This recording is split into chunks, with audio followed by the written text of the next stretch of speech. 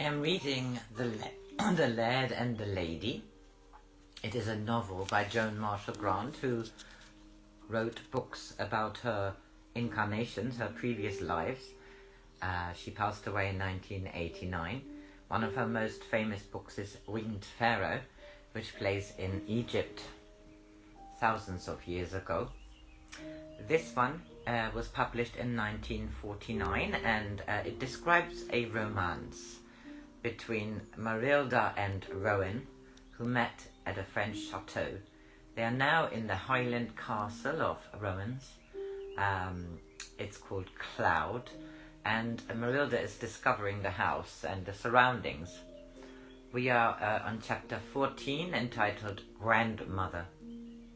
Georgina met Marylda and Rowan in the hall and was startled by the girl's extreme pallor. "The child's frozen. Take her up and put her in a hot bath immediately," she ordered Rowan. "I will fetch a whiskey toddy with lemon. It's the best thing for a chill." In other circumstances, Marylda would have enjoyed their solicitude, but it was difficult to appear grateful when she longed for a chance to go to Emily's room to search for a clue that would end her suspense. Rowan sat on the edge of the bath, holding the steaming glass from which he made her take frequent sips. "Darling, no more I'll be there, or I'll be tight," she protested. "And what of it? Your teeth are still chattering, though you ought to be parboiled by now." "I'm all right, really, I am. You pop downstairs and have a drink, and I'll be with you in half an hour." She could slip upstairs in a dressing gown. There must be letters in a desk, some clue to the surname. "You're having dinner in bed," he said firmly. "Truly, darling, I'm making far too much fuss." He found her attempt to make little of the accident very touching. Poor darling. It had been a frightful shock, and he wasn't going to leave her in the bath. She might faint. She wanted to come down to dinner so as not to be left alone. He was always beastly being alone after a bad fright. He felt very protective. "You're going to get out now, and I'll rub you down and then tuck you into bed. Perhaps you ought to go between blankets." "Not blankets, they tickle." "Then 2 hot water bottles." From Rowan, who contributed even 1 hot water bottle excessive, this was a tribute. Who considered even 1 hot water bottle excessive, this was a tribute. She thought of protesting, and then realized it would be easier to get to Emily's room while they were safely at dinner. She sat on his lap, enveloped in a towel, while she dried her hair. "It's still very damp," she said judiciously. "You'd better wear my thick dressing gown and stay by the fire for a bit." He rubbed the outer down round her and sat on the floor with his head against her knee. "Darling, you must be careful not to fall off rocks again. I used to get so annoyed when Georgina fussed, but now I sympathize. How difficult it is to love without anxiety." How closely he echoed her own thoughts. Did he love her enough to go on loving even if Emily was Emily Blenkinsop? Or would the dark gods mock at the transient happiness of mortals? Georgina came in with a bottle of aspirins, which she considered a powerful drug to be used only in emergency. "I think 2 now, and perhaps 2 more last thing," she said. "And another toddy, straight away. Mrs. McTaggart is sending up strong mutton broth and steamed turbot in half an hour." Georgina was a little surprised at her own anxiety, but to her there was no halfway house between robust health and real illness. Marylda was certainly suffering from shock, if nothing worse, and therefore she required all the resources needful to the invalid. Fortunately, these were at hand, whiskey, aspirin, broth, and steamed fish being the medical repertoire, except for bread and milk and castor oil, neither of which were at present indicated.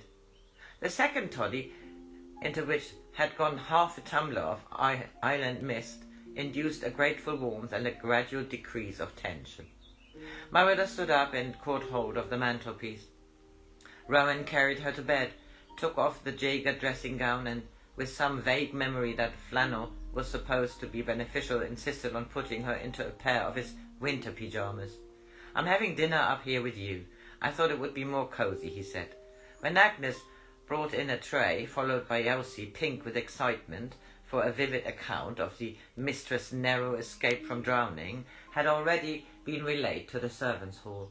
Marylda, who looked very young with the sleeves of Rowan's pyjamas rolled up above her elbows, heard herself expressing a real gratitude. I ought to be worried that I can't get up to Emily's room, she thought. I must find out who I am. I mean, who she is, or was. But it doesn't seem to matter at the moment. Nothing matters except being warm and safe. Safe.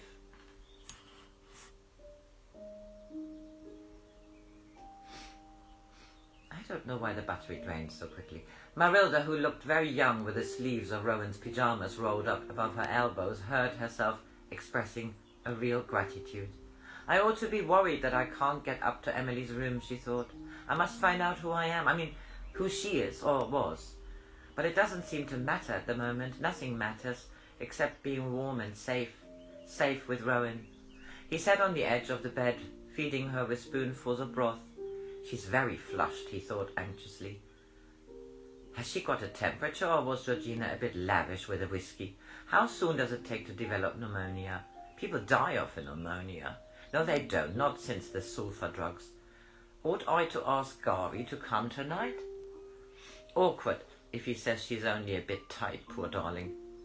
She felt deliciously sleepy, though the room had a tendency to revolve in drowsy circles.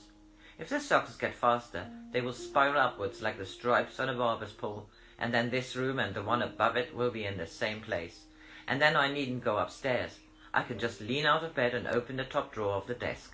No, I can't reach it from the bed, but I can go very quietly across the carpet without anyone hearing me, and then I shall find a photograph album, and if there is a picture of father in it, I shall know he is my brother. When Rowan was sure she was asleep, he put the trays outside the door, undressed with elaborate caution, and crept into bed beside her. Her pulse was too fast, or was his own pulse unusually slow? But her forehead was...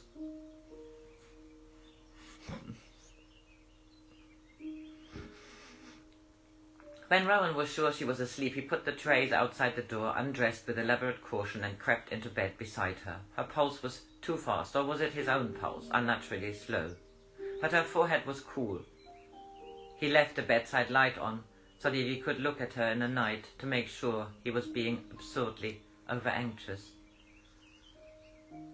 It was 3 in the morning when he woke, this time to hear her muttering in her sleep. Don't let me get too close to her again. She'll make me fall, and then her waders will be too heavy for me to swim. Janet says she's drowned herself in the Seine, so she must make me drown if I get too close. But I must find out why she is still here. I must go up to Emily's room.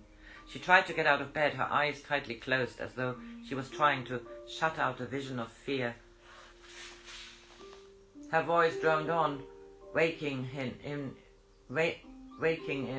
in him vivid memories of his own deliberate, forgotten terrors. Dare I leave her for a minute while I fetch Georgina? I don't know whether it's only a nightmare or delirium.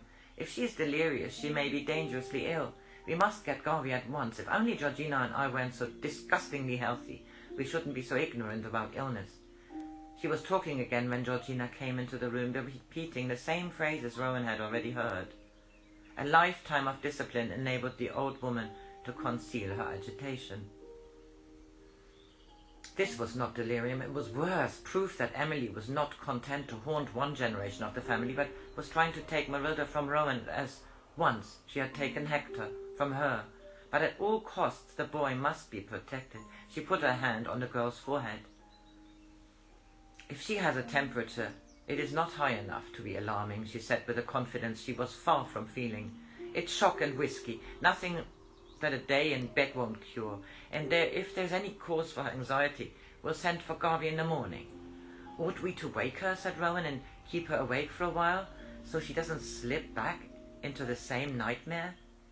Much the best thing. I'll slip down and heat some broth, and a sandwich with it might be a good idea. You ought to eat something. I saw the tray you sent down, untouched. He waited until he heard Georgina coming upstairs. Wake up, darling, wake up, he said, gently. Marylda stirred and slowly opened her eyes. What's the matter? She asked sleepily. Is it morning yet?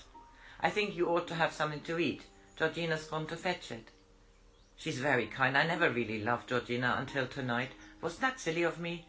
But I do love her. Georgina heard her as she brought in the tray and had to blink to hold back sudden tears.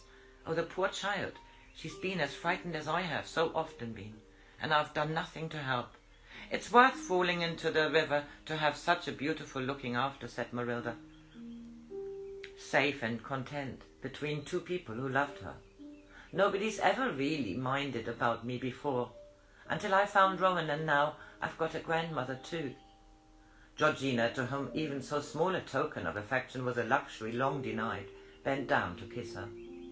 I always hoped for a granddaughter, and now I've got what I want, she said, in a voice that Rowan had not heard her use before.